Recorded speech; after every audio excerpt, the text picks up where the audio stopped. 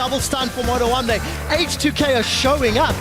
People didn't really notice us because we don't have that big of a fan base, and we're just minding our business, trying hard and practicing really hard to perform as good as we can. Moto1 still wants to chase this out. No more kills for Ryu. Going forward, Whirlip is going down. Ryu with that godlike kill. Acquiring of Kazing, it actually turned up to be a really good team in the end. Kazing is gonna pick up another kill. They've done it. They've snapped Gambit Gaming's win streak and extend their own to 7 in a row. GG, well played. Hey, H2K, H2K.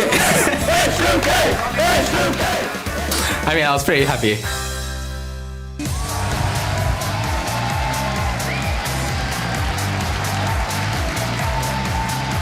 Hello and welcome back to the European League of Legends Championship Series. We're broadcasting to you live from our studio in Berlin, Germany, where just moments ago we saw the fans hyped up outside, getting ready to take their seat and enjoy all the action in the venue here today. ROCCAT is entering the building. They of course had their decisive victory yesterday versus the Unicorns of Love. Janko's looking happy and the coaching staff as well. And they're forgiven, checking if his glasses are clean. You know, you gotta kill those minions with the utmost precision. So he's got to make sure that that is on point, of course. And they're the coach and Rated also setting up for their game. I'm Evie Shock supporter, joined here on the analyst desk by 3 of the best junglers the European continent has to offer. Maurice Amazing Stuckenschneider of the Challenger Series Origin, Ilias Shuk Hartsema of Elements, and the Unicorns of Love is Mateusz Kikis Skudlarek. Welcome, gentlemen. Hey. Very nice to have you guys. Well, with just 5 games left in the split for each team, let's take a look at the standings. SK Gaming is once again alone in the top spot after besting Fnatic yesterday, leaving their longtime rivals a game back in 2nd place, where they're tied with H2K. The Copenhagen Wolves and Gambit are locked up in 4th, with the Unicorns of Love rounding out the top 6 at 6 and 7. Amazing, you must be very happy. The Wolves howling away. They're really doing well, I have to admit. Yep. Well, we'll look at the postseason implications of the standings later on, but first, let's talk about the games from yesterday. Starting shook with the Copenhagen Wolves versus Elements. 5 Dragons, a Baron, 2 inhibitors down, and it still didn't work out for you guys. What have you guys identified as the problems? Like, we went into the game with like a certain plan. Like, we went in with a lane swap, but we managed to like die 3 people. Like, I got greedy, I went in, I died. Kalista got 3 kills. We somehow managed to get the claw back in with like a Dragon Steel and team fights, and we were basically winning the game up until to the point where we started the last dragon, and then we just got aced on and they finished the game. Yeah, you took over kind of in the mid-game and were able to slow it down, as what Elements likes to do, but you kind of buy into that as well because you choose champions like Orianna, then the Jinx Orianna last week. Aren't you kind of setting yourself up to go late anyway?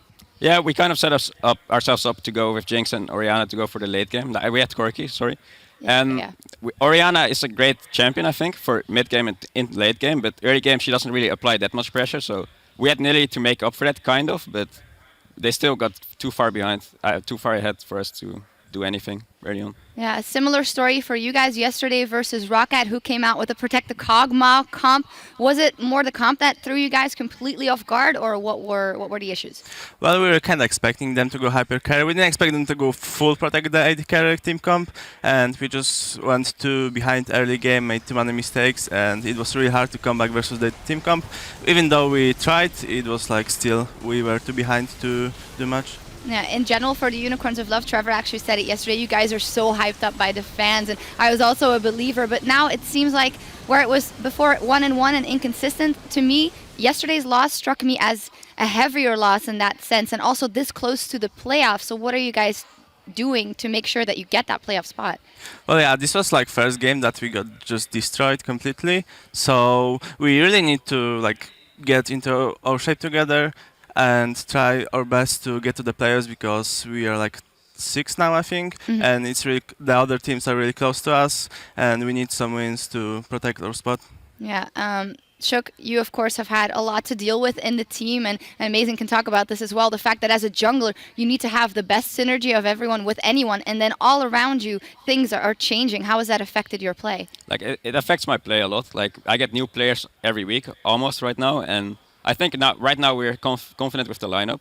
So basically now we just have to get used to each other, get that synergy going, and if we manage to go to playoffs, we have 1 more week to practice, and I think that's going to help us greatly.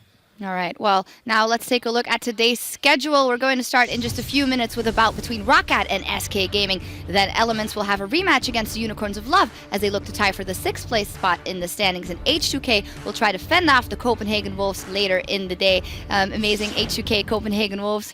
I feel like it could be a shorter one if H2K does what they did yesterday, but the Wolves, they can stall. Man, I definitely hope it's going to be a shorter one. Yesterday's game was a bit too much, but it was really exciting for the Copenhagen Wolves, obviously beating Elements. But H2K has shown great poise and really great early game control, and I don't think they're going to let happen what Elements let happen yesterday, and therefore it's going to be a shorter one. All right, not going to let happen what happened to Elements yesterday. You guys are up against each other in the second game of the day. You guys are currently not in a playoff position, and you guys really want to hold on to it. Tell me kind of how you're going into that matchup, Kikis. Well, we so far won versus every team that we played 2 times so far. So to hold our destiny of being the best middle pack team, we just need to win and secure 1-1 versus Elements because we lost the first game. Check. We're gonna do our best. We want to make the playoffs. Like, everyone had high expectations of us, and I still feel like if we get to playoffs, like a best of 5 system is gonna be great for us. So I'm looking forward to the match. Yeah, it definitely seems like you became more reasonable. Do you actually think that by now your expectations of your team and your own performance have been flattened down and actually became not more realistic but less high? Yeah, people expect less of us right now, but I still think people should be scared of us for a good reason because of the players we have. And if we play good, we play really good. All right, well, we'll keep an eye out for that. With Amazing in the studio again this week, we're going to open him up to your curious minds. Tweet your questions for our guest analyst at LL Esports with the hashtag AskAmazing, and we'll see what you want to know later in the day. Is there anything you gentlemen want to ask Amazing? Yeah, Maybe I have one question. How to win games. I can explain that.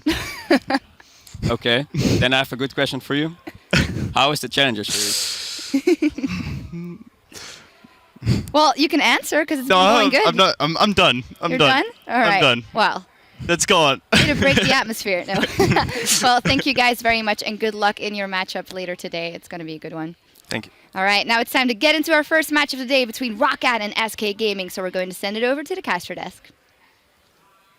Thank you very much, Shocks. A little bit of burns to start the day. My name's Trevor Quickshot Henry, alongside a man who can turn left, got complete control of Blue Steel and Magnum, and the double Windsor. It's Martin DeFicio Lunga. 100% done by me and only me.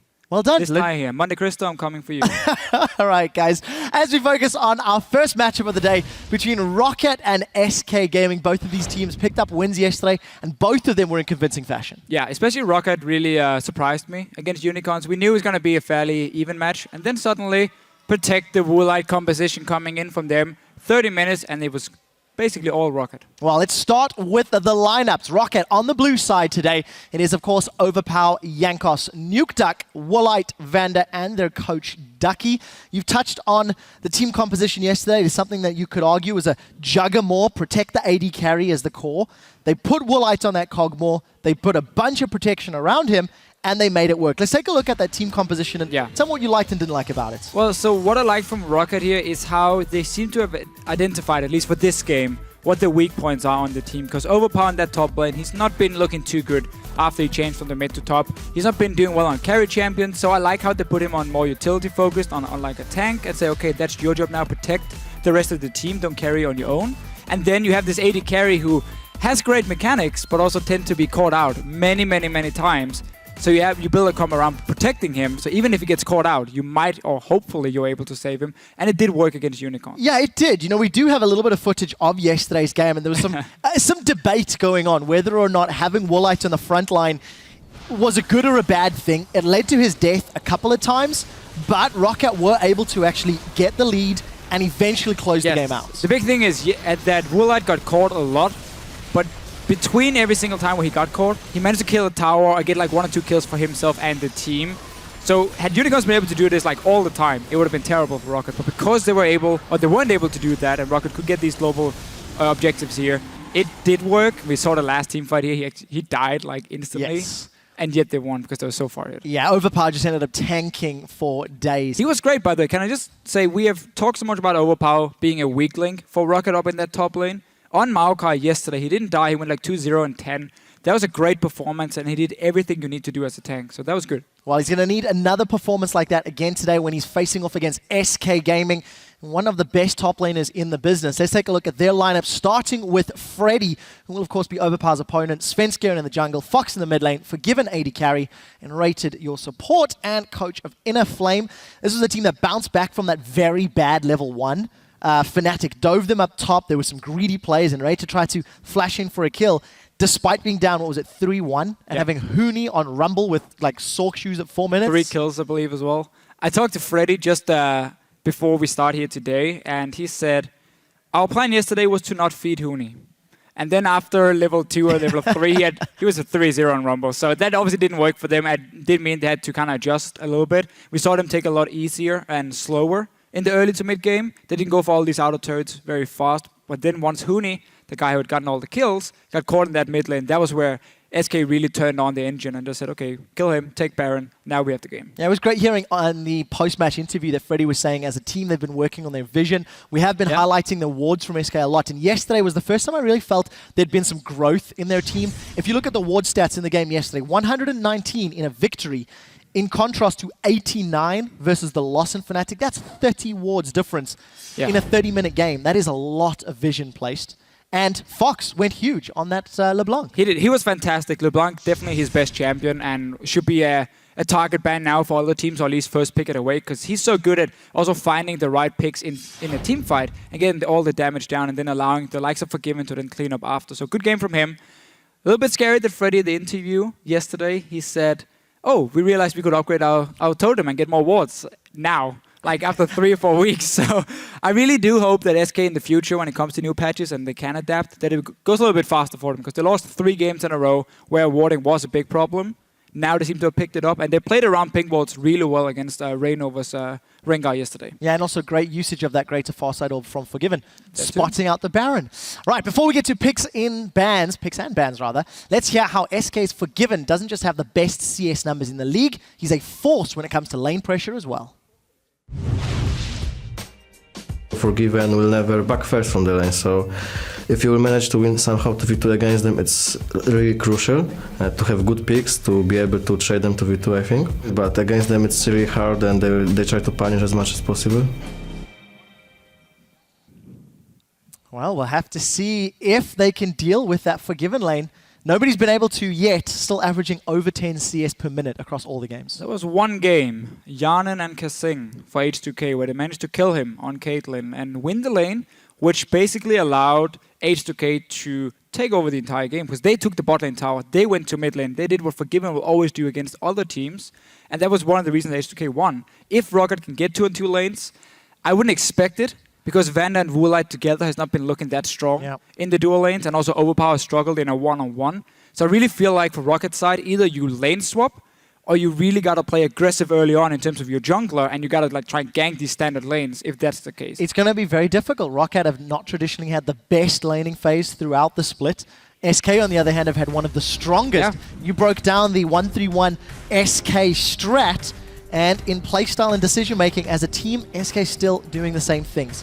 Let's take a look how the picks and bans play out. Annie taken away for N-rated. We know he's still got Lulu to play with. Both of these mid laners favor the assassin, so I wouldn't be surprised to see Ari or further assassin bans. Let's run through this. LeBlanc taken away from ROCCAT towards Fox. Zed taken away from NukeDuck. That's 11 times banned in 14 games. Really been the target ban against NukeDuck on his side. I'm a little bit surprised about Annie. I don't feel like that's N-rated's best champion. It is definitely Lulu, and he often picks it over Annie as well, so I'm a little bit surprised about that one from ROCCAT's side. 2 jungle bans we obviously talk about here on 5.4, where Jarvan has received a few nerfs. It's about Nidalee and Rek'Sai, the 2 top-tier junglers in Europe. With them banned away, Lee Sin comes in suddenly for Jankos, feeling that's better than the now nerfed Jarvan. Well, first pick for Jankos. He has played that 4 times in the past. Not the greatest of statistics, but he's going to be a comfort pick. It's going to go back to champion he's been playing many times. We just said before how if ROCCAT wants to do standard lanes, they need a jungler who can really make plays in the laning phase or early on. Lee Sin can do it, especially now that Jarvan has lost the armor on his E, so his early clear is a bit weaker, he's a bit more squishy in the skirmish. That's where Lee Sin can now get the upper hand, and that really allows ROCCAT now, if they want to get standard lanes, to play really aggressive around these SK players who you know will always push and look to fight you. Well, we'll see if ROCCAT can make use of that. Jankos, once known as the First Blood King, not necessarily been the same level of performance this year, with champions like Lissandra up and available for that top lane. Freddy's actually opted to go for the Gnar. Svenskeren locking in his Rengar, so there's a lot of ganking power, a lot of engage power as well from that Gnar, but taking their time, both of these teams. Yeah, we have seen Sven go for Rengar whenever Nidalee and Rek'Sai were gone. So no real surprise from his side. Does of course mean he's going to be slightly weaker before level 6. Another opening for ROCCAT then to try and punish it. Do what Fnatic did, not the last time, but the first time SK and Fnatic faced each other, where we saw Rainova and Rek'Sai be really active between level 3 and 4, basically, where Sven normally likes to just sit back and farm and don't really want to assist any lanes that early. Well, ROCCAT lock in their Corki and Maokai. Overpower going to the tree that gave him success yesterday. Gonna be a little scared for this Woolite Corki against a Gnar as the game progresses. Not the strongest of tank killers, but when Woolite's not been running these super late 80 carries, ROCCAT have put a few wins on the board. So yeah, maybe that's the catalyst. And the reason they take Corki here and also the Maokai is because ROCCAT is now looking to lane swap it. They know Forgiven is of course going to take Graves whenever it's open. So no surprise on that side, they expected it. Instead, you put Corki in a lane swap and you leave him on his own and he gets a level advantage. And because he scales as an 80 carry so well on levels, level 6, level 11 of course with their rank 2 rockets is huge for him. So by putting Corki in a side lane on his own in the swap, they will set themselves up for a very good mid game on their side of ROCCAT, which is something SK always liked to dominate. But that's through lane control and not like quick rotations around the map. No, it's take a tower at a time, then you go top lane, take another tower. So ROCCAT is really setting up for a potential swap. You definitely do not want to go into a Nami Graves lane. That's not going to work. So interesting to see that if SK were looking or were expecting the lane swap as opposed to going for Lulu, which we have seen from N-rated several times in the past. Gonna go for the disengage from Nami. Yeah, and we haven't seen Nami in a while. No, honestly. definitely not. With this support meta, support roaming meta, we have seen Nami's just too weak at roaming around. Her ganks are not very effective. She cannot invade into the jungle and deep wards, so it's a pick basically designed for N-rated who likes to stay with Forgiven only. Well, we do see Twisted Fate has been locked in for Nukeduck. Okay. Deficio, you highlighted how important the laning phase and how important getting an advantage early was going to be for ROCCAT against SK Gaming. And the very first Destiny from Nukeduck could make or break the game for a struggling ROCCAT team. And this used to be one of the main picks for Nukeduck when he was in his prime, go all the way back to like Season 3 for Lemon Dogs. TF, it was basically a must ban against him, unless you could do like the Shen Kassadin combo that people discovered were pretty OP. But for him now, the reason we haven't seen TF as well in a long time is there's been all these champions who can just jump him so easy, like a Jarvan. I mean, what is TF's going to do? Yeah, he has a flash, but once that one is blown, you just jump him anyway with the Jarvan after and he's dead. So there's been so many ways of like getting onto that TF. Now with Rengar being the only champion who can really dive to him, and if you play wisely around pink wards, you will spot that Rengar coming in time and you can move around it, might even be able to lock him down with like the likes of the Maokai, kick from Lee Sin, and obviously the Lantern as well from the Thresh. So there are a lot of tools now for Nukeduck to stay alive in the fights and instead impact the map in this early to mid game where we know SK want to go for the towers. If they are pushing too far up, you TF ulti in behind them, that's a kill for you. Well, pressure's going to be on ROCCAT. They have the ingredients to make aggressive plays, and we'll need to see whether they can do it. 2 weeks ago, they played against H2K, and it was ROCCAT's passiveness that cost them that particular game. They can't afford to play that slow. Let's touch on SK's team comp. It is something that's kind of got flavors of last year with that Nami support, Orianna middle. There's a lot of team fighting power from that pick. Yeah, very, very strong 5-on-5 team fight and some pick potential just because you run the likes of Rengar, Graves even as well as an 80 carry here. But very team fight focused. And Orianna in the mid lane, while she won't have any problems laning against the Twisted Fate, she won't really be able to apply pressure to him either, which will allow for Nukeduck to push out the wave and then potentially go to one of the side lanes with his ulti. And that's really going to be the big deal. If this Twisted Fate can stop SK from fast pushing the side lanes, then that's the tactic for ROCCAT to stop it and shut them down and instead go to late game where we haven't seen too much from SK before. Well, we'll see what ROCCAT can or cannot do. You guys jump on Twitter, vote for who you think will win. Hashtag ROC win or hashtag SK win. Just to remind all of our viewers, wrong yesterday. 5 for 5 in incorrect Shame on you predictions. guys. It was a day of upsets as far as fans were concerned. SK versus ROCCAT.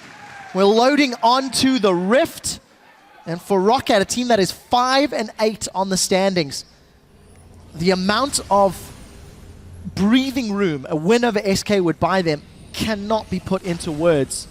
But it's up to them. Their team comp, while I think it will scale relatively well, I prefer SK as the game goes a little later, especially the way SK plays. They seem to force their will on their opponents more frequently. That's true. As long as the map is open for them to do it when they can split up, SK will take control.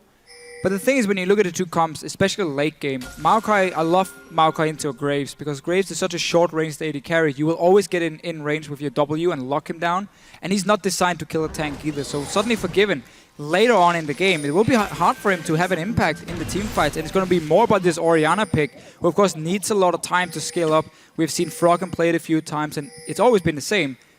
You don't do anything for the first 20-25 minutes. Once you have 2, maybe 3 items completed, then you start really dealing some damage. So that opens up for Nukedog here to be so active on this Twisted Fate. It's also a completely different style of champion to what we're used to seeing Fox on. He's played Kassadin, Zed, Ari, Cassiopeia, LeBlanc. These are all champions that are, I would say, more aggressive than an Orianna. That Orianna tends to be a little more utility focused, a little bit more reliant on your teammates and your positioning. So we'll see how Fox can handle himself on this different style. But a lot of love for Freddy in the top lane already. Oh, to see him on the ward. Vander, can they force a flash maybe? I think they can. The FLICKR connects. Insta flash.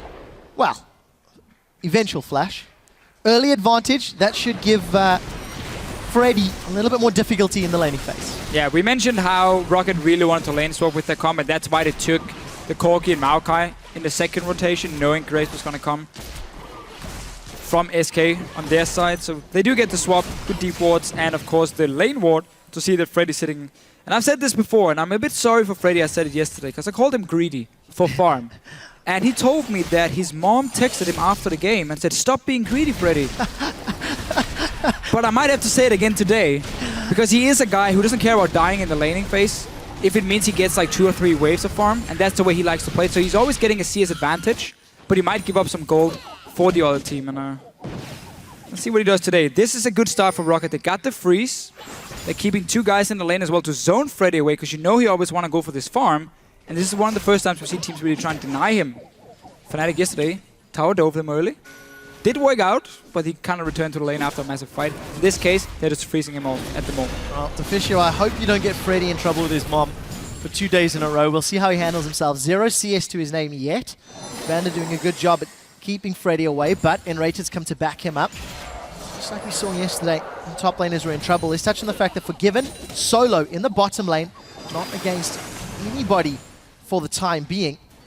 Yankos is in his jungle, buddy system with Overpower. They've been holding hands, clearing out the camps. And it's very good Enrated showed up in this top lane, because obviously there's nothing for him to do in the bottom lane. Forgiven is on his own, as you mentioned before. And it now allows Freddy to move in and get some farm, but he has no flash, remember, from before. And 4 guys from ROCCAT showing. Oh, Enrated flashes into the death sentence. I got a little more excited than I needed to, Deficio. No kill threat there, but good shot from Vander. He's on the board. Concern for ROCCAT is you can't dive onto the 2 guys from SK when they're standing here. So they're doing the right call. Just send Overpower down to the bottom, and you know Forgiven is on his own, because you can see Enrated in the top lane, and obviously the jungle is not going to sit there randomly when you're teleporting to the tower. So Overpower went top first, sacrificed some farm to set up a potential gank. As soon as that failed, he went straight down to the bottom lane. So he should be able to stay even in terms of XP. We'll just be slightly behind in farm because Forgiven is fairly strong on this Graves and can zone him a little bit. Well, Woolite and Forgiven farming up well. Fox has already got himself an advantage in that middle lane. Nukeduck with those utility summoners. Down 15 CS at 5 minutes, before 5 minutes, which is quite a fair amount. You don't really want to get into auto-attack trades against an Orianna. That Orianna passive makes life very difficult, and you can see how defensive Nukeduck's playing. It's always been the thing with Twisted Fate. He never really won any lane matchups. He was more just very good at farming and very safe, because you can farm with your Q, you can stay far back, and you can even rotate your pick and card. And then once you go in for the last hit, if he wants to trade with you, you just pick the stun card, stun him, and you walk away. So you can always play the lane really safe and just wait for your ulti, and then you make plays on the other lanes instead of your own. But obviously he shouldn't fall this far behind. There's been a bad trade from Nukedog, or maybe missing some CS. We didn't get to see the mid lane because there was all the action on top. Well, we'll keep an eye on how it plays out from here on out. See what NukeDuck can do to pull himself back into it. I think a lot of ROCCAT's early game will hinge on NukeDuck's ability to impact the lanes. One thing we didn't touch on is just how good a Twisted Fate could be against SK, because if SK go back to a limited warding, heavily aggressive farm game, there's going to be a lot of opportunities for NukeDuck to get behind members of SK. SK like to push the waves over and over. It's probably the reason for the pick itself. First time we see, I've heard NukeDuck talk about Twisted Fate a lot, but he didn't want to pull it out because there were too many bad matchups for him in the like between the mid laner and jungler, because it was too easy with like double CC and lock him down. Rengar still needs double 6 before you can see any ganks on the Twisted Fate. But what SK Game has done here, early on they sent in rated top lane to secure some farm and levels on Freddy. Now that they feel he's strong enough on his own, he's gone back to the bottom lane so they can start pushing in. This is what SK always like to do. Oh, and let's see, NukeDuck, but there's support coming in. Here's Jankos and Sven. Ignite is burning away. One more auto attack. That might be first blood. He got him. NukeDuck is down. Fox and Sven set their sights on Jankos. Fox, with the aid of the jungler, not even needed. One-on-one's NukeDuck. Yeah, and NukeDuck, he saved both his summoners here. Thought he was safe, or at least played it too aggressive. Didn't flash away. This is perfect for SK Game. You get a kill on Orianna, first of all. Normally we just see a sit and farm. And you got this bot lane tower like you want to do, because you now swapped and rated back down, and Forgiven has been so strong on his own. So this is a perfect start now for SK. 20 CS advantage and a kill to Fox. Did not expect that for that lane matchup. Orianna versus TF. Thought it was going to be a lot more of a farm fest. But NukeDuck just very concerned if you look at that player camp. Not the most comfortable. So 7 minutes on the clock. SK have already got a tower and a kill to their name. Nearly 2,000 gold lead before they've even breached the 10-minute mark. This is not what ROCCAT were hoping for. And it's going to be difficult to come back. What SK is going to do now is going to go for the dragon, because you see the AD carry in the top lane.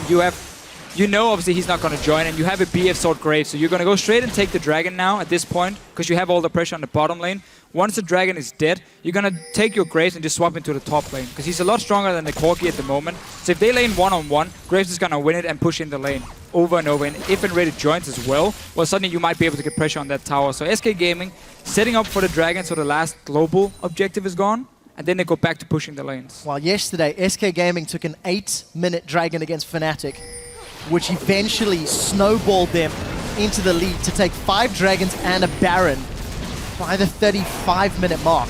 32-minute mark, rather. SK demolished Fnatic yesterday. They're starting off actually even better than they did yesterday, because they weren't punished for the lane swap. Yes, Freddy gave up a flash, but there was no dive, there was no kill. Enrated responded to the pressure ROCCAT put down earlier than Enrated did yesterday against Fnatic. So even from a game yesterday to today, SK are showing some, some learning, some growth. They are, for sure. SK has really been adapting to kind of their own lane swap. And their own weaknesses. And didn't want to be too predictable in what they were doing, so they wanted to switch it up a little bit at least, and mix up especially how Enrated were moving in this swap. But basically what's gone wrong for ROCCAT was early on, they tried to deny farm for Freddy. That was fine. But as soon as they saw Enrated up top lane, Overpower should have recalled instantly and just gone to the bottom lane. And then him and maybe Jankos could have joined there, stopped this push from Forgiven and push him back on his own, and defend that tower. But let's see here, red buff, 4 guys from SK. Oh, this is scary. ROCCAT yeah, ROCCAT is only 2 here. But you do see Overpass sitting with teleport, waiting in base. Waiting for the opportunity, but SK managed to secure the buff. No, no one saw that. Misclick, misclick. No one know the worst part? Yeah. He's just being a good teammate, and he's writing down the timer for red buff. So he's just writing R and then the time. But he forgets to click enter. But let's see here. Dive on the top lane. Well, let's take a look. Gold card is primed and Rated's the target. And he's popped before the auto attack can land. ROCCAT on the board of the first kill. It goes to Jankos. ROCCAT will commit to the tower, and they will secure this one. So first use of Destiny, success. Yeah. However, no assist for NukeDuck. I'm surprised though that Forgiven went back to the bottom lane after taking the dragon. Normally he would have gone straight to the top lane and then had this 2-on-2 lane where he was the Graves Nami into the Corgi and Thresh, and then they wouldn't have been pushed all the way down here and had at least a stronger lane set up. Instead, SK, they kept Freddy up here. It was still a 4 versus 2, so they would most likely died anyway. But there was a change. Now Forgiven is coming to that lane, so maybe he was too smart, saying, I'm waiting for this Tia ulti to be gone, then I go top lane and I start pushing it in. That's probably not the case, but We can think. Give him the benefit of the doubt. It is God-given after all. Well, arguably, actually, you know what? Definitively the strongest AD carry in Given Europe. the almighty. Yeah, definitively. Consistently performing. We'll see SK securing their second tower of the game. So yes, they did give up a kill top, but they will respond. Oh, tower still lives. Somebody needs to give that a gentle love tap. There Happy. it is. It happens. I hate saying it's going to go down and then it doesn't go down. Oh, Trevor. I know. So harsh. It's true though. Poor SK. Had it all under control. They did. Giving it a little bit of swag points. Walking in to tank one more shot. So 16k gold to 15k. This has really gone all wrong for ROCCAT. Tell me why. Well, again, we've talked about it a few times how they didn't respond fast enough to go back to go down to the bottom lane with Overpower to have the one-on-one lane against Forgiven and potentially even send the likes of Jankos down or Vander if you want to leave your Corki on his own, because that's why you pick the Corki, so he gets that level advantage. Then you just put Vander and Overpower in the bottom lane once you see him ready to go top, or once he leaves the top lane, and you stop that push from happening and you defend your tower. You basically extend the lane swap and you don't allow SK to do what they're doing now, where they get a fast bottom lane tower, then a dragon, then they swap top lane, because again, they play Graves. He's one of the best AD carries on just one BF sword.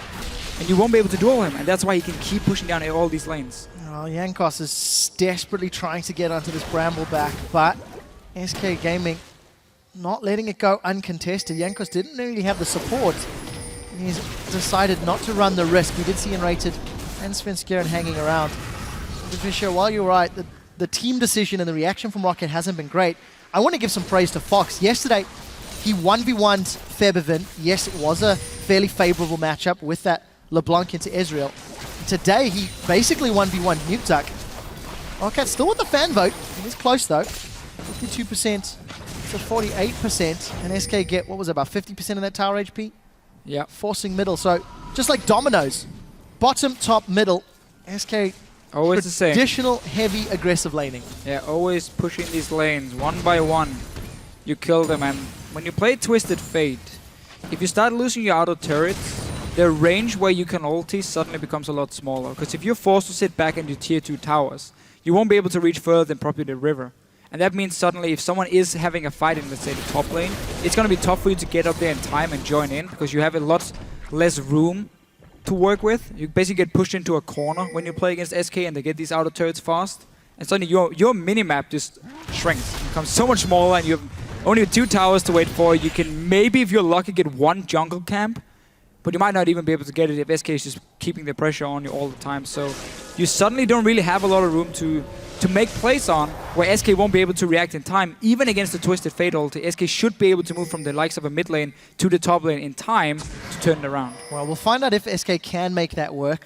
Destiny is available for NukeDuck.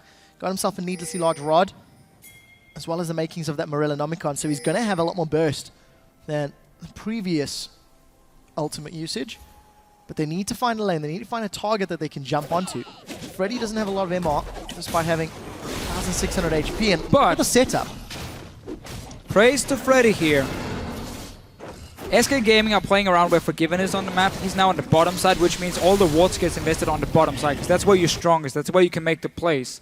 So Freddy, knowing that there's 0 wards on the top side of the map, and he hasn't seen anyone from ROCCAT in a while, does not decide to keep pushing out. Instead, he realizes there's a high chance of multiple guys being there to kill him, so he goes back to the Crooks, he waits for the wave to come back to him, and he now stays alive. Yesterday against Fnatic, it was him who kept pushing up lanes and got killed by Reynova a few times because he did it. Now, changing it up, Freddy is no longer greedy. Well, not today. Well, not today. On CS with his opponents. And we do see SK with all of that control in the bottom lane. And the early advantage, going to secure their second dragon before 14.5 minutes. So Fisher, you touched on how SK play around Forgiven. They did the same thing yesterday as well. Once they got those towers, Forgiven was pushing down and SK were investing their vision, was investing their resources. Hey, it works. When you got a guy it's almost like it's the strategy. Yeah, definitely works out in their favor. It is the reason they're the #1 team in Europe at the moment after beating Fnatic yesterday. They do it so well, and it's tough for the other teams to respond, because if you're not strong enough to fight anyway, how are you going to stop this push, and how are you going to stop SK from getting down all these wards that they will place on whatever side Forgiven is at, and then suddenly he's safe. And now Freddy. came first. Yeah, touch on some of the other items. Woolite's got that Trinity Force completed, Marilla Nomicon, as well as Rod of Ages for Nukeduck and Overpow. Forgiven working towards That's how you farm, edge. by the way. You ulti the wave and then you buckshot and that's it. Now you're done. I wonder if that means we're not going to see anything happening for the next few minutes in SK's playbook. Yeah, I think you're right there, Trev. Don't know what gives it away, though. No, I'm not sure. Let's touch on the Sunfire Cape. We see Nas going different builds relatively often. No real AP threat in his lane, so no Hextrin could stay. But I know we have split feelings sometimes when it comes to Sunfire versus Randuin's. So it very much depends on what you want to do. If you want to just sit in a lane and split push, Sunfire is fine because it gives you that extra wave clear or fast pushing ability. But if you want a team fight, then Randuin's is in nearly every case going to be better for you. But in this situation, Freddy is looking to split push against this Maokai, who won't be able to do too much. Sven, on the other hand, he's not looking to split push, he's looking to kill someone in the bottom lane. And Yanko's waiting as well. Well, nobody's engaged yet. But I love the idea of a Rengar being sped up by a tidal wave and the potential of Orianna Dissonance in there. There's a lot of enablers to get Svenskeren onto a target quickly, and I particularly like the synergy with that Nami. Get knocked up by the tower, get knocked up by the bubble. SK can, work together. They can really lock down somebody for an extended period of time. This was a pretty good play by ROCCAT, though. They had Nukeduck, first of all, show himself, or will move out of the mid lane at first and down towards the bottom side of the map, so there was the risk of him ganking down onto the bottom lane. And then they sent 3 guys down to push the towers, so there was a high chance of 4 members being there instantly. And SK knew, okay, we can't do anything, we can't fight, we need to just back away and let them take this tower, because we're not in a position to respond in a 4-on-4. Obviously, with the 2 teleports ready as well, it could have been a 5 versus 4.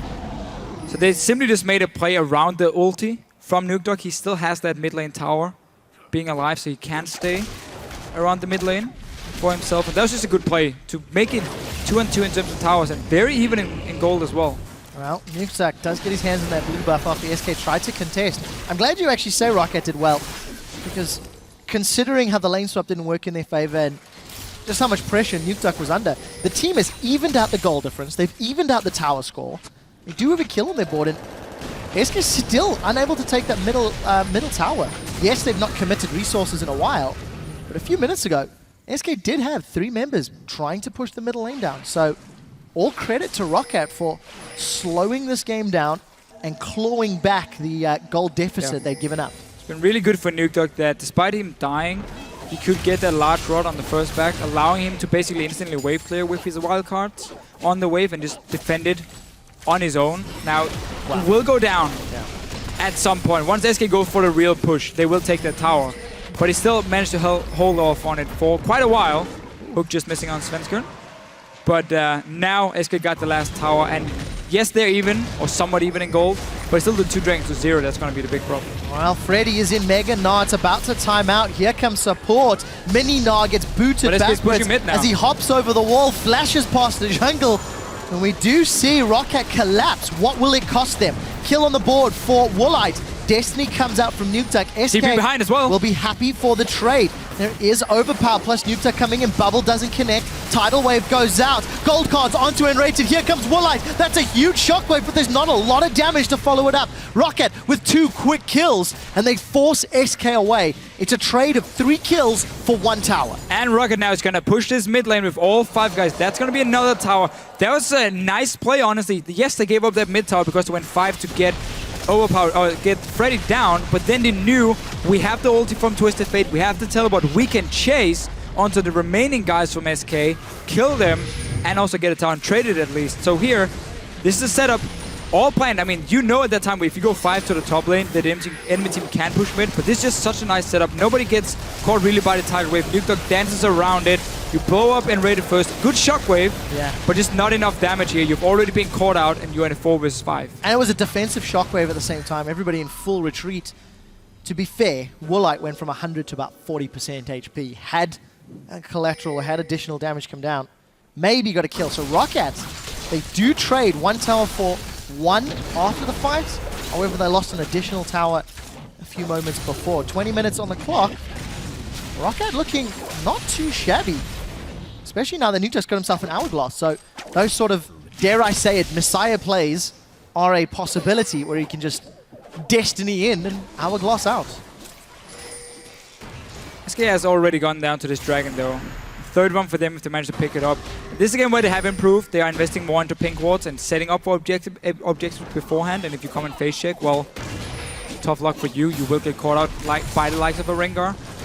But for Svensson to get the right engage against a Twisted Fate and potential pink wards, that's going to be tough. And instead, we can't see ROCCAT just start. Well, let's see what Nukeduck can do. Gold card catches Freddy's. Should go Mega Gnar shortly. Will it be enough? Dragon number 3 secured for SK. What is Freddy doing? He's tanking out 4. But again, it's the sacrificial Brit to secure a global objective. SK, can they defend their inner turrets? What ROCCAT keeps doing is trading kills for objectives here now. Have to be careful, Svensson is going in. Wow, there's the kitty pounds. We just get overpower melted.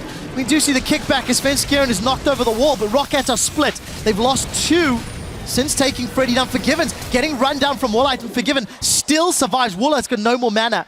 Forgiven so close to going down, but they defend the tower. Yep. They get themselves 2 kills, and I can't get over how quickly Overpower went down. And also they got that dragon now, 3 for 0 in terms of dragons. He's gonna have the 5th one very soon in this game. And SK Gaming, despite giving up a few kills here and there, have kept the goal lead. They've played their style, got these outer turrets down. Defending first, and ROCCAT is tanking the tower, and you just see the ball delivery system. Svensson in, Overpower gets pulled back, he gets blown up. He's not tanking, he only has like a Rod of Ages at this point. And Jankos tries to make the play, goes down as well. So 2 quick kills now for SK. Defend the tower as you mentioned, and more importantly got that dragon, which just gains more and more value simply by getting closer to number 5. Now once you get that aspect of the dragon, SK already had strong team fights. You get that 12% AD and AP. Additional move speed, etc. is just going to allow them to run circles around ROCCAT. I love the engage. It's actually something that we saw once Rengos was sort of released. The invisible cat shockwave, lion shockwave, whatever you want to call Rengar. Worked out well. SK not falling for this one. ROCCAT with the risky Baron. Forgiven's nowhere to be seen. He's in the bottom lane, Deficio, but ROCCAT, how long will they stick on this objective? I think they can stop it with 4. I mean, you're standing in the Baron pit against a shockwave. Death Cap is completed on the Orianna already, and we're gonna see a fight. Well, let's see what happens. Freddy's been caught in shockwave. Down, Nukeduck gets nuked. In the background, Freddy's dropped before he can go Mega Gnar. Overpower's looking for some targets, but he's been left alone. Big crit comes down from Woolite, but nobody else continues the fight. It's 2 members of ROCCAT down as SK look to chase ROCCAT away. SK were able to fend it off, but the fight's not over. Enrated, what can you do? Tidal Wave is available as he gets hit. We do see the attack dissonance dropping Vander. Attack comes out, collateral damage ruins Woolite's day. And SK Gaming trade 1 for 4. Forgiven's not done. Gets an auto attack out, and all of a sudden SK have got priority on Baron. This is such a fed Orianna already with that Death Cap coming in at like 21 minutes for him. You completely avoided that somewhat weak early to mid-game. Orianna stage, you've gone to late game already with the early kill. See what ROCCAT can do. Nukeduck is here and Jankos has Smite ready. You want to try and steal it? He should be allowed to. Freddy's trying to zone him away. 2,000 HP on Baron. Sonic Wave comes in. Baron gets secured by Twisted Fate. Actually, that's a lie. It's Svensson that's killed. Forgiven grabs Baron. Nukeduck's going to be held up for a second or 2 longer, but it's not going to be enough. SK, more kills and Baron, despite a valiant attempt by Jankos and Nukeduck. So what ROCCAT tried to do is a thing we have seen teams do against SK beforehand, where they don't like think about warding the Baron, and you can like sneak a 21, 22 minute one. That's why they started, but this time Freddy was in the lane with his ward here, so he placed it down and he spotted, okay, they're doing the Baron. And then with 4 guys nearby, especially the Orianna, is going to be huge if you are caught in that shockwave near the Baron itself. Nukeduck is, sadly for him, going to be the target, and he just gets popped instantly. There's so much damage here, and SK of course can keep fighting. Not enough damage left from the side of ROCCAT. Baron did a lot to them. They're going to end up dying for it. I kind of like the try because SK in the past has shown that they sometimes forget to ward the Baron. But as soon as they saw the ward being popped down by Freddy, they should have backed away from ROCCAT's side. Yeah, I really agree with you, Deficio. For ROCCAT, they have a team composition that actually needs to make plays, and we touched on how we felt ROCCAT needed to play more aggressively than they have in the past. Maybe not the strongest of decisions, that Baron, but they did at least try to make it work, and unfortunately were punished. So ROCCAT now once again defending, playing from behind. It's a massive lead that they've got to climb through this time. 5,000 gold. And 3 members of SK with that Baron buff. SK, let's see if they can take more of those inner turrets. Well, more dragons should be the main objective here for SK.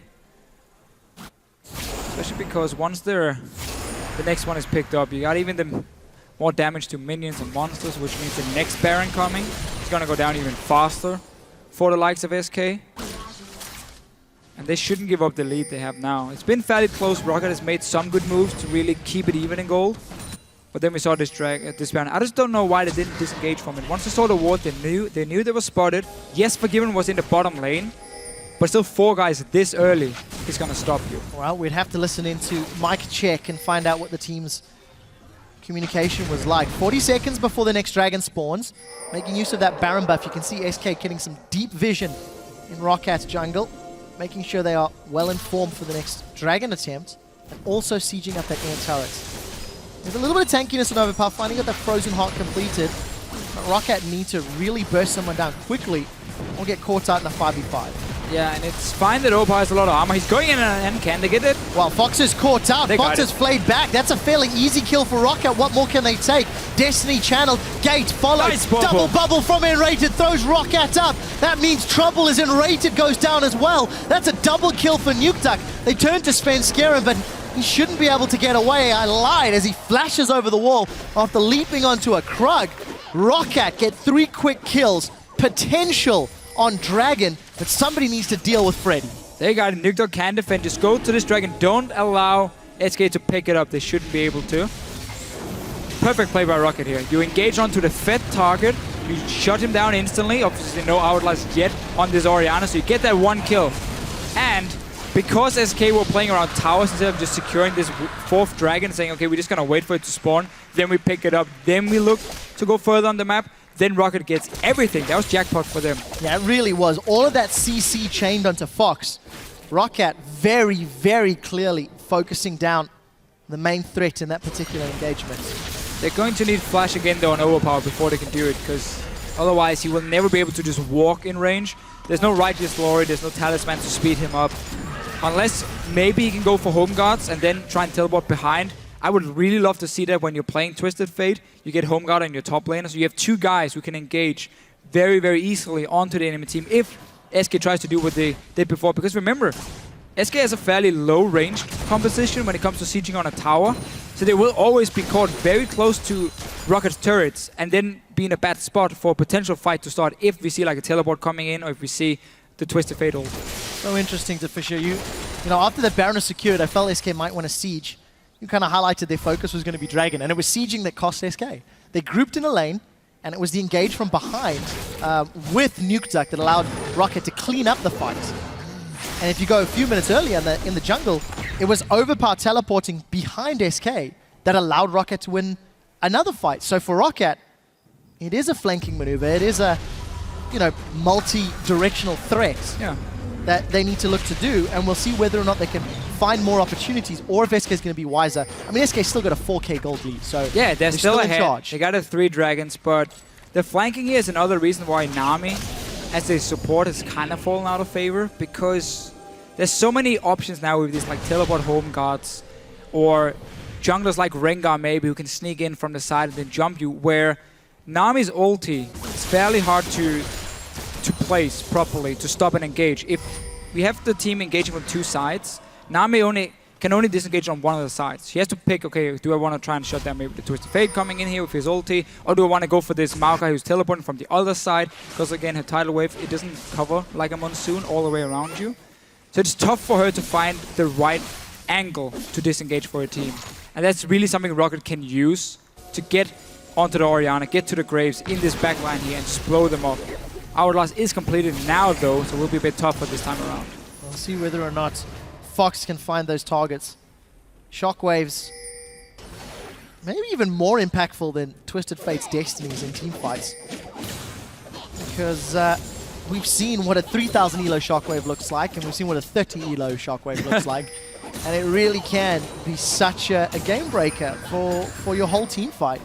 And look at the rest of the damage from SK. Yes, there is AoE from Graves, but it's mostly single target. Anyways, we'll get to that in a moment or two. Baron spawning in 30 seconds. SK had set up some vision in the pit. ROCCAT doing the best they can to clear it out. No upgraded trinkets with the exception of Vanda on ROCCAT's side, but on SK, Freddy has got himself that greater stealth totem. Again, he learned last week that works out. It's pretty gold efficient. So go for it. Overpower should do the same on his side. Then you run double sidestone, 3 sweepers, and you have so many wards at your disposal basically to, whenever you want to contest any kind of objective, you can completely ward up around it. Like SK can set up now. They're starting it. The wards have shown this Baron is being started. Twisted Fate coming in as well, and teleport. We're going to get a fight. Well, let's see whether ROCCAT can make it work. Destiny's revealing. Svenskeren is spotted. They've turned their attention to Gnar. Freddy's caught out. Death sentence lands. Jankos forces Sven away, and they're going to focus Freddy down before he can go Mega Gnar. Numbers advantage for ROCCAT, but they expended a lot. The shockwave whiffs! 30 it doesn't elo. hit anybody! That's a 30 elo shockwave for sure! Svenskeren and the rest of SK trying to get away. The Flay doesn't connect. This is turning into a comedy of errors. There's not a lot of abilities are catching, but ROCCAT have found the second kill. They're continuing to chase. Bubble throws up Woolite and Overpower. Nukeduck throws up the wild cards, and that makes Enrated go wild. Flash forward, the Tempest, the Cripple, the wild cards, another kill. Sonic Wave into Resonating Strike, and Jankos secures kill number 4. ROCCAT have clawed back the 6,000 gold deficit and are looking at Baron. And that was such a smart decision by ROCCAT. They were looking once the teleport came in and Nukeduck could pop his ult. They were saying, where are we going to go? Oh, there's a Gnar right now who's not even close to getting Mega Gnar. We can engage on him. He's fairly squishy at this point before he gets it. I know he's full tank, but we can take him down beforehand. They kill him. Sadly though, Forgiven is not gonna let you just take a Baron for free. He will get an inhibitor for it. Overpower's gonna look for him. That's not your gate, Forgiven, but you can dash through it if you like. Flashes over the wall. Overpower's chasing. There's a lot of armor and hit points. Ranged. Destiny's quickly becoming available for Nukeduck, but I think the movement speed of Forgiven and the support of Svenskeren will allow him to get out. Let's see if Nukeduck wants to go. Destiny thrown out. They're going for this one, Deficio. Gold card connects. Wild cards do not. Overpower jumps onto Sven. There's a teleport from Freddy. Over-aggressive play from ROCCAT. Will it work? The death sentence hits. Vanders held Svenskeren in place, and Overpower is tanking up SK Gaming. Sven's managed to flash away from the backline as Overpower gets cold. The flash, the Overpower does get killed. Woolite gets killed. There's too much happening to Fisher, and Svenskeren, he's stealthed up. Showing himself. There and we go. He will get caught out. It's not done yet. Wow, SK are now chasing ROCCAT. They're in trouble. They've got no inhibitor. There's minions in them pushing down towards the base. Fox forced to Hourglass out. How far can SK go? They don't have Forgiven with them. Freddy's going to carry on the chase. I look forward to hearing how you break this one down, Deficio. But Freddy's going to carry on. Let's see. Boomerang slows Jankos out, but he's going to ward hop over to the red buff. Mega Gnar throws the boulder. Jankos, Sonic Wave. Just take the dragon, Freddy. Are we going to crunch over? Freddy's just going to throw the rock, and SK grab dragon number 4. So, I got confused and tongue-tied. Do explain exactly what transpired in the last 2 minutes. Well, my good man. Once we get the replay at least. One thing I did notice was Woolite, he's a man who likes to jump in for the kills. As the AD carry, ended up killing himself. And once we get the replay, we can see if that was the main reason ROCCAT lost the fight. They went very aggressive first. Teleport came in from SK as well. A lot of chasing back and forth here. And now, 4th dragon. So, ulti coming in here. So Nukeduck, he chooses Forgiven, missed the first wildcard, and now they can't really get onto Forgiven after from Overpower, so he chooses Svenskeren. This is fine for now for ROCCAT. As long as they kite back, focus Svenskeren here. Just kill him. You don't have to dive deep, because right now, Overpower is zoning 3 guys on his own. Forgiven is only hitting the tank. Just kill Svenskeren here, and then you can start backing away or looking at what's the next target. Once Overpower dies, though, Woolite thinks that he wins the fight by killing Forgiven. That's not how it works. You still have to deal with this Orianna, and now your AD carry is gone for no reason. If you just focus on the Rengar itself, back the way you would have been 5 versus 4, and would have been a very different fight for ROCCAT. Instead, SK Gaming, especially with an extremely fit mid laner, can play the fight. Now, props to Enrated landing bubble after bubble as they chase through to punish ROCCAT. Forgiven was out of mana as well. He wouldn't have been able to chase anything. He would have been forced to basically say, okay, unless you guys are standing right in front of me so I can auto-attack you, that's the only way for me to deal damage. And yet Woolite decides it's better for him to trade one-on-one between him and Forgiven. Definitely disagree on that one. Well, I think you have to ask questions of Woolite's positioning. we've definitely been saying it over the last few weeks. He got the kill. Decision making in this he got case. He got his man. He did. This one was more decision making. Okay. Saying, okay, I'm going to jump in. 1 versus 4. I don't care. I'm going to kill this guy. Maybe he just want to ruin his KDA. I don't know. Worth 3-2-3. Woolite 5-2-9. We're at 35 minutes on the clock. The gold that SK had earned themselves has been once again melted away. ROCCAT are even. They're 3 towers to 5. The only scary thing is the next dragon is dragon number 5 for SK Gaming. And truthfully, SK have had much better control of the pit. Around the dragon for sure, yeah. But the thing for ROCCAT is, we have seen it a few times already this game. When they're the ones deciding the fight, I mean, that's always the problem about a Rengar. Rengar is great when it comes to creating picks and like setting up kills for your team, but he's horrible if you engage onto Rengar. He doesn't add anything.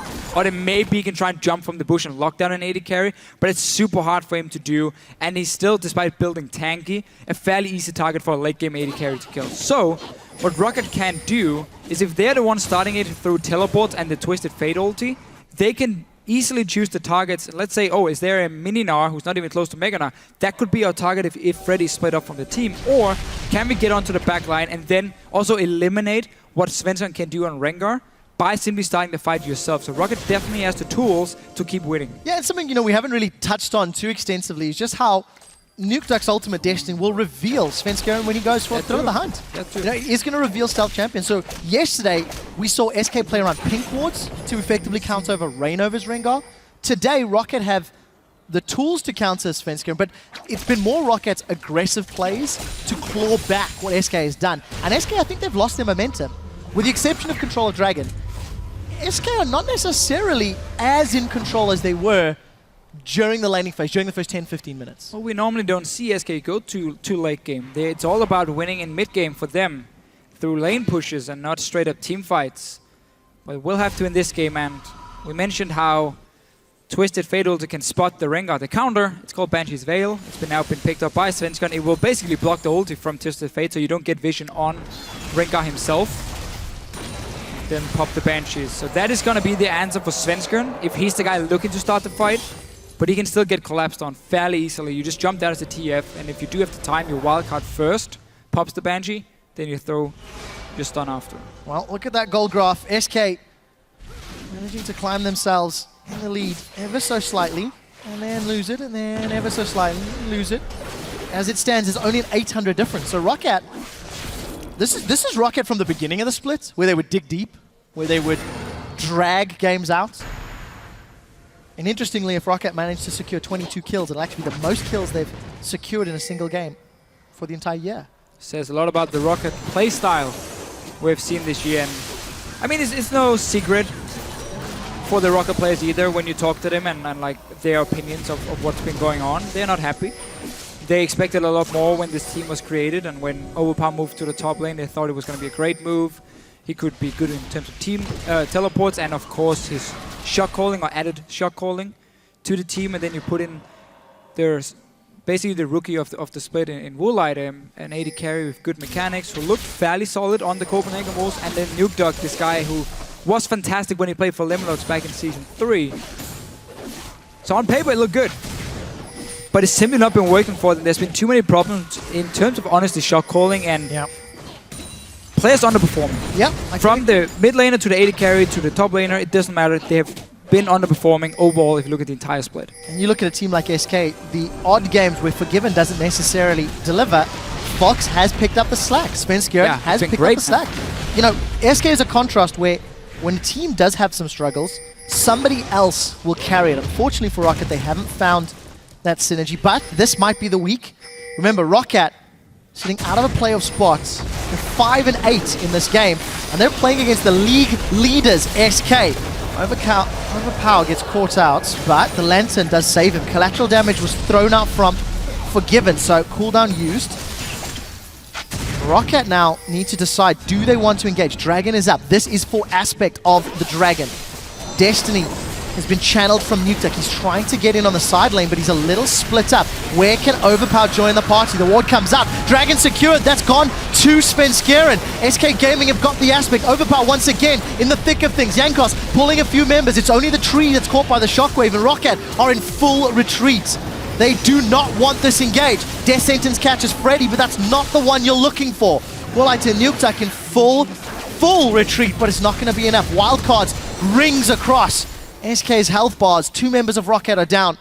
And honestly, fairly anticlimactic fight with SK getting 2 kills. The 5th Dragon, and most likely the Baron. It almost felt like ROCCAT was surprised Dragon was spawning because they didn't move for it before and didn't try and fight over the walls being placed. So SK Gaming was standing there as 5, took down the Dragon before the fight even broke out. And that was, again, simply SK being faster than ROCCAT, and then when you see the Twisted Fate not getting a proper ulti for Nukeduck's side, so he doesn't get to the back line. We saw the overpowered teleport as well. He didn't get to the back line either with that. So because it almost felt like you were surprised Dragon were coming up, you couldn't set up proper control around it and get the right engage, and that just put you in a terrible teamfight situation where you had to now hit on a Mega Gnar and of course the Rengar, who when they get to be the front line can't do enough to protect Orianna and Graves. And I want to call back to what you mentioned with the previous Dragons SK had secured. They were always going to take down minions and monsters faster. They have shown very clearly their objective was focused around the Dragon. Now let's see what can happen. Here comes Nukeduck. They caught Foxen and Rated out of position. And Rated does manage to get the bubble, but Freddy is a massive Gnar. He jumped into the fight. Fox is the first one down. Woolite trying to lifesteal off the minions. Nukeduck forced away. Tidal Wave, we'll see if that can connect. Vander's been dropped by Forgiven in the mid lane. Let's see exactly how that transpired, but the bubble works. Support 101. And Rated manages to finish Nukeduck. Overpower gets shut down. 3 members of ROCCAT down. SK in a 4-on-2. They're looking to close the game out. Baron empowered minions, Aspect empowered champions. They're on the Nexus turrets, and this is for game. I really like this support 101 from Rated here against Nukeduck. And wow, another one for Forgiven. Another kill on the board. 6, 2, and 5. Forgiven sold his boots. He picked up the Zephyr as his final item. Gonna use all that attack speed to melt the Nexus turrets. SK Gaming, 11-3. Take down ROCCAT. Retain control of the European LCS. I think that was a harder game for SK than they would have expected beforehand. They had a great start. The lane swap went in their favor. They got these early towers down. And ROCCAT still managed to find ways of getting back in the game. They always try to keep it even in gold. We had some fairly good team fights here. But the Dragons, the first one picked up at 7 minutes. SK is the team in Europe who gets the fastest first Dragon. This game was the same. Even faster today, this even week. faster than the normal average. And that was really the key for them. Always just wait for these Dragons to spawn, play around them. And then the last one, still surprised that ROCCAT were not in a better position to fight for it. Yeah, I think if you look at all the teams in Europe, SK have got the strongest Dragon decision making. Them and H2K. When it comes to playing around Dragons. In the last few weeks, I'd agree with H2K, but over the entire split, right? SK play very safely. When Dragons aren't available, they win through other means. But this is the third game that I can think of where SK have actually gone for the 5 Dragon to use it to allow them to take down the Nexus. And I think ROCCAT this week have performed better than they have every other match leading up to week 7. I agree. It's looking better for ROCCAT compared to what we've seen in the past, but a game like this now for them, you were about to take out SK Gaming, and the reason that was going to be so important is because you're fighting against Elements, Unicorns of Love, and the likes of Giants, fighting for that last playoff spot, because Copenhagen Wolves now are a few wins ahead of you, and obviously Gambit is above the Copenhagen Wolves, and so on. So it's between like 3 or 4 teams, and ROCCAT is one of them, of avoiding relegation, number 9 and number 8, and of course getting into playoffs as the last spot. They are number 6 in the standings. Being so close now to beating SK Gaming, a game where you normally would look at a schedule and say, okay, this is not the one where we are going to get closer to playoffs. No, we just ignore that one and look instead at the games against Elements and maybe Giants or whatever. These are the ones we need to win. You were so close. Yeah. Really, really annoying feeling now for ROCCAT. It must be heartbreaking. If you look at the standings, ROCCAT were 5-8 coming into this game. They're now 5-9. Giants have 9 losses. MYM have 10 losses. If MYM or Giants pull off some upset wins, they could get ahead of ROCCAT. ROCCAT are by no means safe. And remember, 7th position on the standings gets you a spot in the summer split. 8th and 9th is promotion tournaments. So for a team that at week 1, we heard the players saying, look, we're expecting to be top 2, top 3. Very harsh realities. Very harsh realities. But, we are being a bit overly negative. I think ROCCAT, they put up a great fight. They had a team comp that was not reliant on getting to the late game. They made decisions. The Baron call, you could argue, was bad, but they made the call. Even just last week against HDK, they weren't making calls. So it's good to see growth. It's good to see development. However, it has come very late. There's not a lot of room left. No, and that's the problem, really. Yes, you can get better and better, but unless you suddenly get to a point where you win every single game, it might be too late for you. And that's another thing as a player, because you're always looking at the standings. You're always looking at what's our next goal here. When you suddenly realize you have so few games left and you then lose like this, now against SK where you were fairly close, that's really where you start losing, belief and trust in yourself and, can we make playoffs at all? But for ROCCAT's side, they have to look at this week and say, we were playing better. Yeah. We kept it even in terms of gold for such a long time. Use that next week when we're not playing SK Gaming, and we will pick up more wins. Well, next week, SK Gaming will be playing at the IEM World Championships. 2 They're weeks. looking in good form. At the moment, we'll need to see if SK can do Europe proud. But to break down that match, let's hand it over to Shox at the analyst desk. Thank you so much. Quick shot, ready to break things down here with Amazing, starting with the beginning of the game and the lane swap. Good concept by ROCCAT, bad execution. Yeah, they started off pretty well by forcing a flash into Gnar pretty early. So they basically had the setup to contest Gnar's XP gain that he's trying to get when he's basically in 1v2. But they didn't set up the freeze properly. And when they actually tried to make the play happen, they were not decisive as decisive as they should have been. Therefore, Gnar still got the XP, was healed by Nami, and they basically got through the lane swap without issues, which shouldn't have happened if you forced Summoner early. And Forgiven was able to free farm bottom. They didn't catch the wave early enough, which should have happened too, because Marka had TP, could have even walked bottom, then keep your TP priority for a potential top gank, top dive, whatever it is, which they did in the end, but it was way too late, and they should have made those plays happen earlier, and they missed those opportunities. You said also that you're generally just not a fan of the XP sharing in the top lane. Was that a fault by SK, and were they actually lucky that ROCCAT didn't capitalize on it? I'm not a fan of that, because I think if you're basically 2v2 laning with your top laner and support, you're basically setting yourself up for an XP deprived top laner, even though he could potentially even get XP in the 1v2, which he got earlier. So he should have just based, take the hit, and then go, because the freeze was actually set up at some point for ROCCAT, so the wave was pushing into ROCCAT 24/7 anyways. So Nami being top didn't help as much, but the concept worked because ROCCAT was unable to punish it, and they did a good job in the end. There's two things we can always count on. Forgiven was getting farm, and SK was getting dragons. Yet ROCCAT in the skirmishes mid-game did come out on top, even though SK with that Orianna had a very good team kind of comp. Yeah, the thing is that SK played pretty greedy. So did ROCCAT at times, and that's why they got punished pretty hard. But the initial fight, which basically got ROCCAT ahead for a short term, was that they greedy dominated, and after Freddy already got caught top, you have to make the sacrifice. If someone gets caught, you cannot go aggressive versus a double TP, which they had in TF and in Maokai. They both TP'd basically behind them and allowed for a chase, which SK should have seen coming. But vice versa, ROCCAT returned the favor and did the same mistake in mid, where they just overextend, walk into the turret more or less without any minions with them, and basically get shockwaved and die there. You said it turned into a game of greed, and we actually have two replays to exemplify that. Let's get the first one up on the screen. They're both around Baron, as that was instrumental in this game. Talk us through this one. Yeah, basically, ROCCAT just randomly starting Drake, Nash, I mean. They saw Forgiven bottom, hence they went for the play, but the thing is that you can't do that in a versus strong 4v4 or 4v5, which SK has as long as they stay as a ball. What SK wants to do is basically have Fox get in rotations out, have Svenskon to see someone, and ready to see someone, and then basically get the burst, the QW of Orianna, then they get the proper shockwave, which SK was able to do because they were never contested in their ball, which happens as soon as the enemy team basically groups up for an objective and doesn't try to flank you.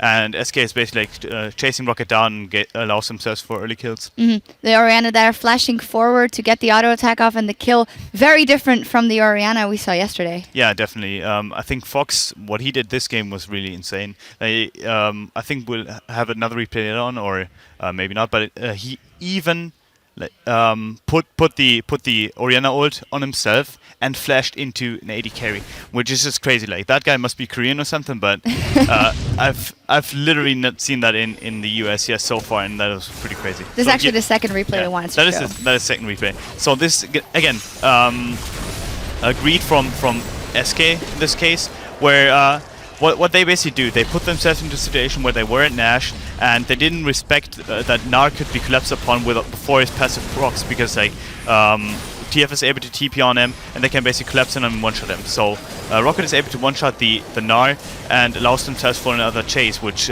sets up for 2 kills now. I think they're gonna get a third. Yeah, in the fourth basically on Fox with the E flash of Jankos, which is also mechanically well executed, and that's basically it. It was a game of greed, and in the end, SK's greed was lesser than ROCCAT's. Definitely not Korean because he whiffed the shockwave there. No, but not taking anything away from Fox. He actually has played very good yesterday as well, and really stepping up in that carry role. And just in this game as well, there was this crucial moment when ROCCAT was back even, and then Forgiven found a way to get the inhibitor down. And I think that's what set SK up also for later, because they knew they would always have that entrance into the base. Yeah, what SK is really good at doing is basically like using the bust or like the changes of the Season 5 patch. That is like the inhib giving you, as soon as you have one down, then basically like having stronger minions, etc. Like, and basically setting up for it, and the Drake itself and the Nash itself, like, which like as soon as they get a neutral objective, like let's say the 5th Drake, they will snowball that really, really hard. And the same applies for Inhibitor being down, and the same applies for Nash being down. And I think that is crazy to see, and it's one of the only teams that actually abuses that to that standpoint. The only other team competing at that level, and with the objectives coming into Season 5, is actually H2K in the EU LCS, I think, and it's pretty great to see. Yeah, it is fantastic to see. One last thing about ROCCAT, because I do think that they played a solid game here, even though it didn't go in their favor, and it's starting to look a little bit more like the ROCCAT we expect. Yeah, yeah. I mean, I'm almost a fan. I've always been a vocal fan of ROCCAT, because I think when I see that players, I see roster, I see potential. Like we abuse that word, I abuse that word maybe. CLG has abused that word, obviously, but ROCCAT is supposed to win. They're always in the game to a certain extent, but they make 1 or 2 bad calls and it just snowballs from there. And I don't know what the issue is. I don't know where it comes from, where it stems from, and if the coaches are unable to identify it, I can't identify it either. But they have to find that something that basically makes it happen.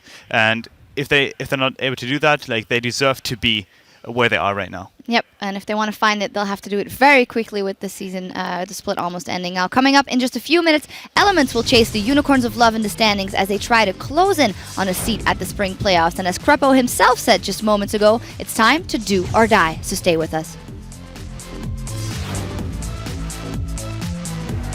Our first matchup of the day between ROCCAT and SK Gaming. Both of these teams picked up wins yesterday, and both of them were in convincing fashion.